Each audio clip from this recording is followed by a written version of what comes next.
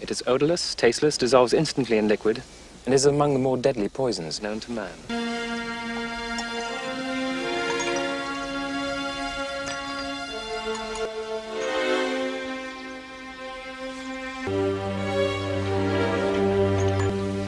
All right. Where is the poison?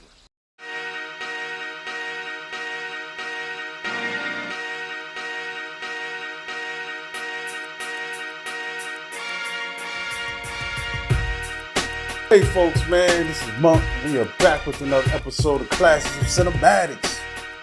And I'm joined as always with my co-host Bobby Blockbuster.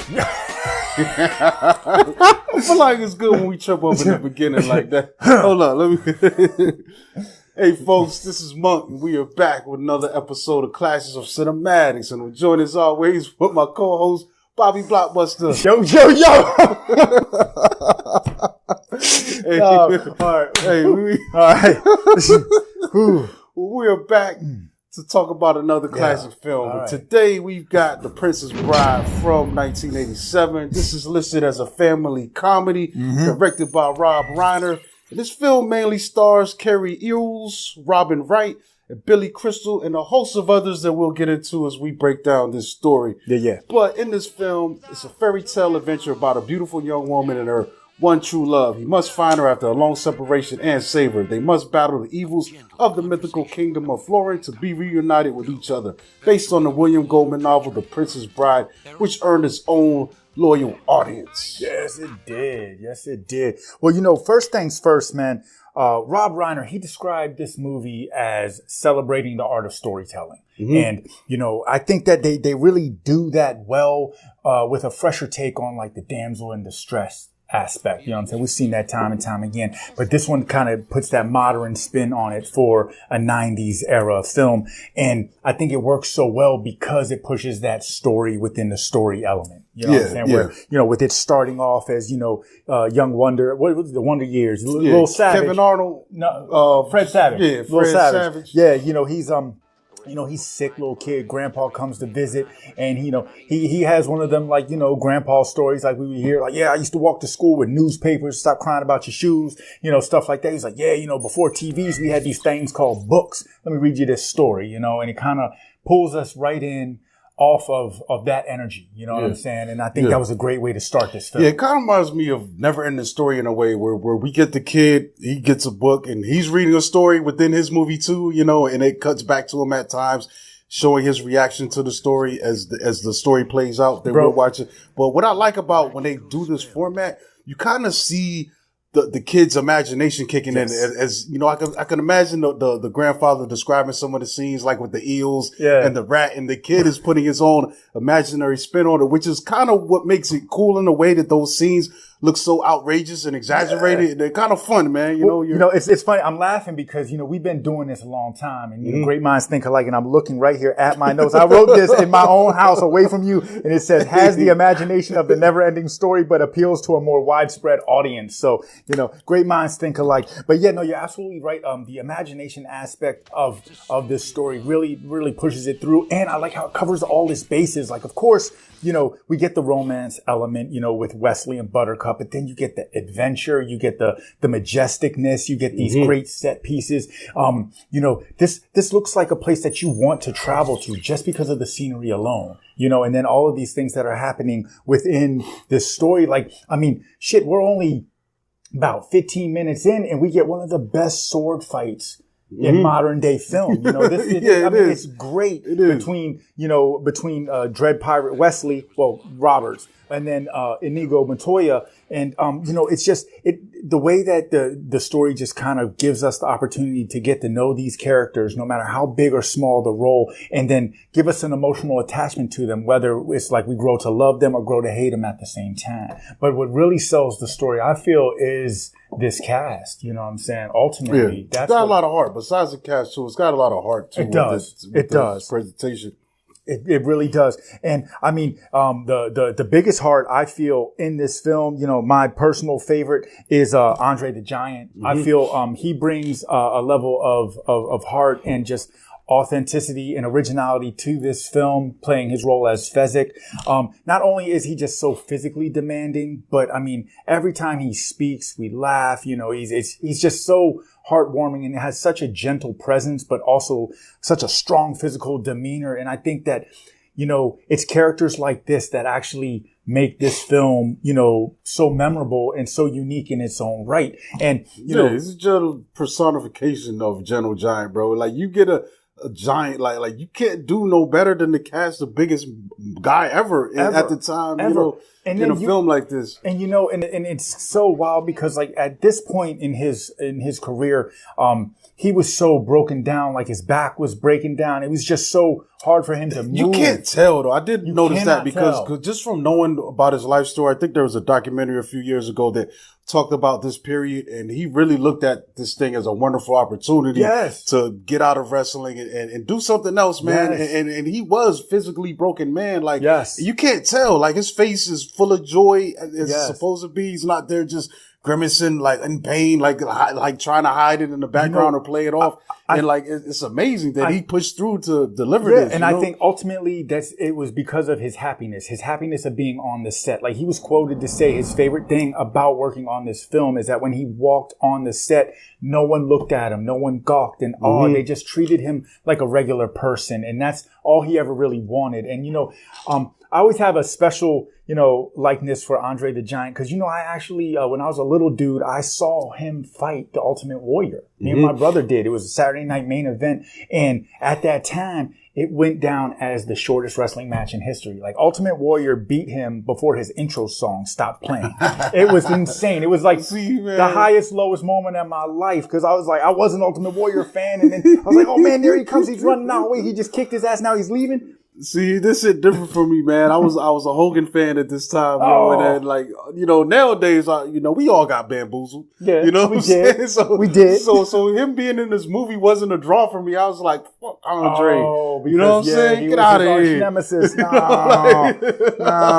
But yeah, man. So, you know, and then, you know, Andre, he passed shortly after making this film. So, I mean, for him to kind of seal out his legacy in this fashion, it's so amazing. That was this his only movie role? The only movie he was in. That's crazy. The only movie he was in. And just such a natural actor, I guess, because of what he had to do in the ring, just kind of, you know, acting on the fly. Even though wrestling is scripted, it's, you know, people call it fake, it's scripted, but I think there's still similar dramatic things going on. And the athletic that it takes to do these things, you know, that's real. Yeah. But he would pass away 6 years after this film came out at 46 years old. So he was 40 doing this film. That's crazy. Yeah. So, you know, shout out to him just in itself for what he brought to the film. But then, you know, just moving through this cast as we move through this show, it's, you know, you got Carrie Eels as Wesley. And I think that, you know, what he brings as, you know, Wesley, the subdued, you know, love-struck young man, that was great for setting the tone. But the energy that he brings as Dread Pirate Roberts is what really pushes this film through, pedal on the gas, because he is the front runner, center stage, and his way to navigate through this character shifting and still be likable the whole time. Like, you know, he is the one that, you know, the little dudes are rooting for. He's the one that I guess the young women like, oh, you know, he's the savior of the princess and all this other stuff. Yeah, you know, he got the Prince Charming too. Yeah, there you go. That's where I was looking He wasn't a prince, but you know, just his his character had that kind of appeal. Almost like an Errol Flynn kind of Robin Hood kind of presentation. Exactly. And I thought it was really cool that they chose to use Dread Pirate Roberts as his character arc, because, you know, that was a real dude. He went, I guess another name was Black Bart, I think. And he cruised the Caribbean seas in the 18th century. So that was really cool because it kind of gives this fantastical story a slice of realness to it by referencing real people, you know what I'm saying? So that was really cool. And my favorite guy here is Wallace Shawn. He's got a small role, but it's a big role in the very beginning. While he plays Vizzini, he's one of these henchmen trying to you know, take the princess away. But it's funny because there's a couple guys that Wesley goes through. Yeah. You know what I'm saying? He's kind of the last one of this group. Even though it's interesting too, because he's so rotten. He kind of forces Andre to kind of switch sides a little bit. You know what I'm saying? Yeah. But he's so fun to watch. He's like this evil genius in a way, just and snivy. You know, like what do they call these guys? Just know-it-all? Just a know-it-all. An asshole. And just a dick, man. And he has some of the best moments in this film. Just the way he's treating everyone around him, like he's smarter than them, he's bossy, he's pushy, but in a fun way, you know. He's easy to be a guy that's despicable, but it's just fun watching him play this role, man. He chews up so much scenery in this film. He does, for such a small role. And he, like you said, he's such a likable villain, you know. And I mean, like the use of the word inconceivable. When you put the two together, like you hear the word. How many times did you say that? Gosh, at least like 15, 20. you know, wasted watching this. Yes, exactly. So, I mean, yeah, he definitely brought a lot of energy to his character. A less likable villain would be Chris Sarandon. That's pretty much Jerry Dandridge, and he's Prince or King Humperdinck, and he's not likable at all. Mm-hmm. You know what I'm saying? Because he's just one of those, like, you know, you can tell, snooty, silver spoon fed, you know, he's a king. But he avoids conflict, confrontation in every way, shape, or form possible. And like, he seems like he's entitled or he's owed. Like he wants Princess Buttercup, not because she loves him, but just because he wants to create more issues, you know what I'm saying? And like has a trophy on his side until he has to take her out to create conflict between two countries. Like everything that he does is incentive based, and the way he maneuvers through it is it's so despicable and dislikable. You know what I mean? And then he's a certified chump. So it's like, damn, if you're gonna villain, you can't even villain in ways that I can root for. It's like, man, you just a chump. Yeah, he's a Bama, man. You know? Yeah. It's just crazy, man. But speaking of which, Vizzini says inconceivable 5 times in this film. 5? And considering the short amount of time that he's on the screen, if you took a shot every time he says that, you'll be trashed before you're halfway through this film. Yes. Because, dude, like his part all happens in like the first 15 minutes. You know what I'm saying? And then of course the trifecta to Vizzini and Fezzik is Inigo Montoya, and outside of Wesley, he is the most rooted for character in this. I liked film. him in this, man. You know, like I said, the energy that he brings, and you know, he is the one that, like, you know, all the little dudes who watch this film are like, yeah, man, that's that dude, because he wants to avenge his father. He wants to find the 6-fingered man, and he wants to 86 him. And that's what he's got a little quote he says, you know, he's like, yeah, you know, I'm Inigo Montoya, he killed my father, prepare to die. You know, and he said, how many times does he say that? Because if you take a shot every time he says that, you're gonna get through the whole bottle, because that is his whole line, all his lines. But he's so easy to root for, and he commands the screen when he's on there. He demands your attention. And what I really like is that between him and Carrie Elwes, you know, that sword fight is one of the most beautiful parts of this movie because it's so artistically done. It's pretty good. It surprised me for what this film is and the budget, and like you wouldn't think that they would go to the lengths to really invest in like a fight choreographer, but dude, they were doing some complex. Whoever the stunt guys were, there were no stunt guys. They learned how to do this. Elwes and Mandy Paquin, they learned how to do this because there's sequences where you know how you could do 1-2 moves, cut 1-2. Yeah. There's sequence where they're doing like 10, 15 moves, and then it cuts, and so you're like, they had to learn each of those, and they had to learn how to fence left and right-handed because they both, you know, established the fact that they started off left-handed because they wanted to. The fight to last longer. I mean, that was crazy. So beautifully done.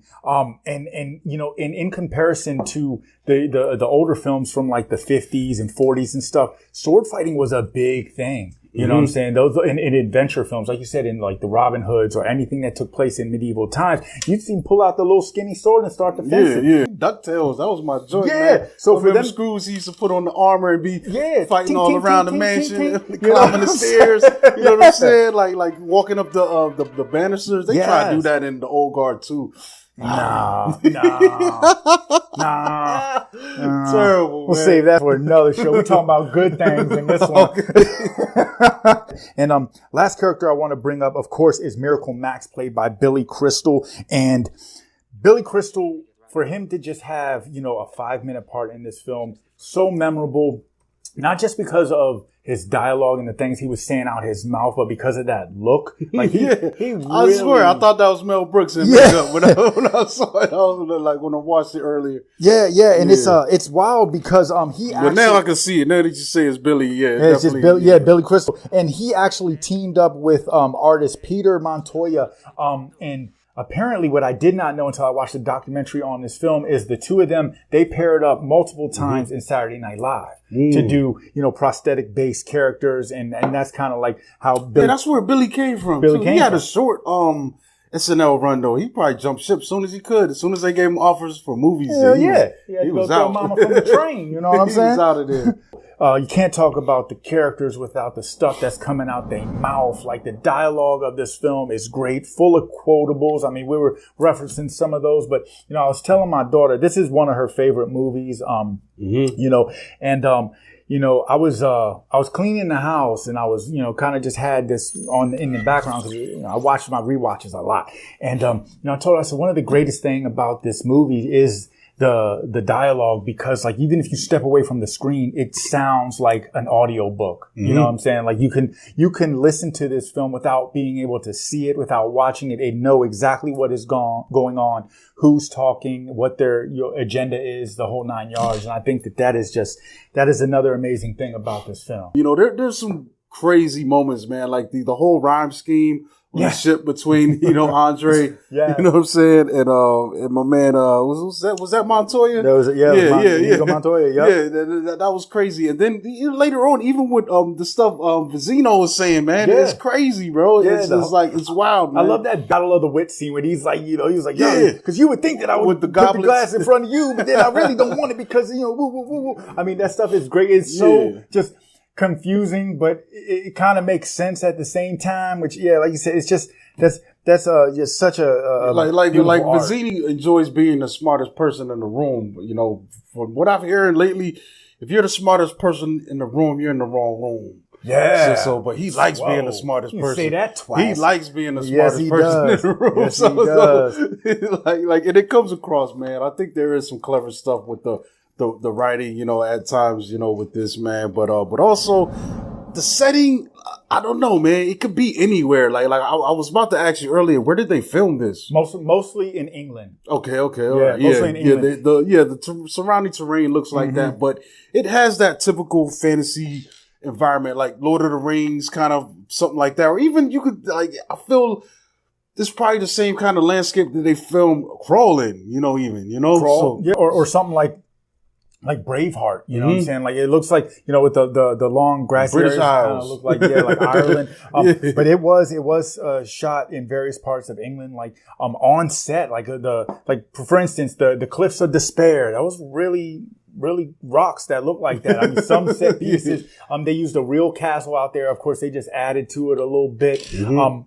You know, and then there were some scenes that were shot on set, like the bedroom scene with Savage, or the eel infested waters, or even the fire swamp. I mean, I love how all these places, they have these unique names that make you remember them. And then of course you can't go in the fire swamp without. I feel like if you saw a map of this, it'll be drawn and then there'll be a fire next to it, and it would look fire like swamp. It would look like the same kind of map you get from King's Dominion. Or when you remember the Hobbit book, and they had like you know what I'm saying? And you see like Mordor and all the little drawings and stuff for the landscape. You know the crazy thing about the fire swamp is, man, you know that's not the only place where you can find rodents of unusual size, dog. Now in the real world too, man. You got to tread lightly, head on a swivel. You know what I'm saying? But, that was cool, man. It's really nice how the music really kind of just gives this film a pulse, gives it a heartbeat in so many ways. And it was done by Mark Knopfler from Dire Straits. I don't know if I said his name right. I probably fuck names up so much. Has he done any other films, or was this his only? This was the first one that he did with Rob Reiner, which but I don't know. I know know he was in the band Dire Straits though. And I guess he was responsible for writing the song that plays at the end, which kind of, I think was nominated for an Academy Award, didn't win for most original song. But I love the energy that this soundtrack carries. It's like, when it needs to get, fantastical, it gives us those elements. When it needs to get romantical, we get those elements. And of course, during the fighting scenes, we get that old school kind of like wham, zam, pat, pow kind of stuff. The same kind of music that we would get from the original Batman series. You know what I mean? Just shout out to Rob Reiner for really putting this thing together. This film there was talks of it being made for years, but by the time that it got to Rob Reiner's hands, he only had done, I want to say it's the Spinal Tap movie, you know what I'm saying? Or Spinal Tap and then The Sure Thing. So he didn't have a long filmography at this point, but he had the right mindset and the right vision to kind of bring this one to life the way that it really needed to be. And I think that one of the elements that we've gotten used to with him is that narration. So in this, it's the grandfather telling the story, but we got the same kind of narration, talking out of a story that we got from Stand By Me. You know what I'm saying? Yeah. And, not for nothing, I mean, correct me if I'm wrong, believe it in the comments, but I think Rob Reiner is the only person to direct two Stephen King adaptations with this and Misery. Okay. So yeah, talk about, having wide range. You can do a film like this and then have Ali Wilkes cracking ankles like it's nothing. You know what I mean? Overall, like, to me, I feel like this is the 90s version of The Wizard of Oz. Like, it did not do too well in the box office, coming in on a, I want to say it's like a $16 million budget. It pulled back 31 million. It did not get a trailer release before the film. And the production company really didn't know how to advertise it. Is it a romance? Is it a fantasy? Is it a action? Whatever. Woo. But once it dropped on video, this was one of those films, like, people that saw it, saw people that didn't, was like, yo, you got to see this. And it's kind of like it's a generational film. Like, I saw this when I was a little dude. I put my daughter on to it. I was like, yo, we got to watch this. She's going to put her kids, my grandbabies on to this film. No rush though. But no rush, you know what I'm saying? Am I learning some new news? You know what I'm saying? No. But when that happened, you know what I mean? This is one of those ones where it appeals to all genders, all ages. This is one of those, it falls under that family-friendly film because everybody can enjoy this. Everyone can find someone that's relatable or that they can root for, or just find enjoyment in this. And I enjoyed the mess out of my rewatches, not just for nostalgia, but because of the way this film is. You know what I'm saying? It taps into, when you saw it the first times, but, just with my movie watching, critical eye or whatever the case, I mean, it still holds up to me. You know what I mean? And like I said, the enjoyment factor is the driving force. Yeah. I feel like with that, we can wrap this up, folks, man. This has been another episode of Classics of Cinematics. And you can catch me at Monkey Blood on Twitter, Instagram, and you can follow the show on Instagram at Classics of Cinematics. We're also on TikTok. Just search Classics of Cinematics because I forgot what it's called on there. But also, yeah, man, if you want to join, give us a membership holler if you want to help us support us that way, And we're going to be back soon with more classics. And I think it's time to update our merch offerings too, man. So I'm going to be working away, trying to get some new designs for y'all. If y'all I got some ideas too. Wear some stuff for us, and rock it out. That's what I'm talking about. I need me a yo shirt. Hey, yo, I already got an idea, man. All right, we might have to flip the Yo MTV Raps. There we go. Thing, bro. And as always, this Bobby Blockbuster, you can catch me on the next show or catch me out in the real world because I am known for running up on randos, giving them the cards for the show. So, there's that as well. So, yes, thanks for tuning in.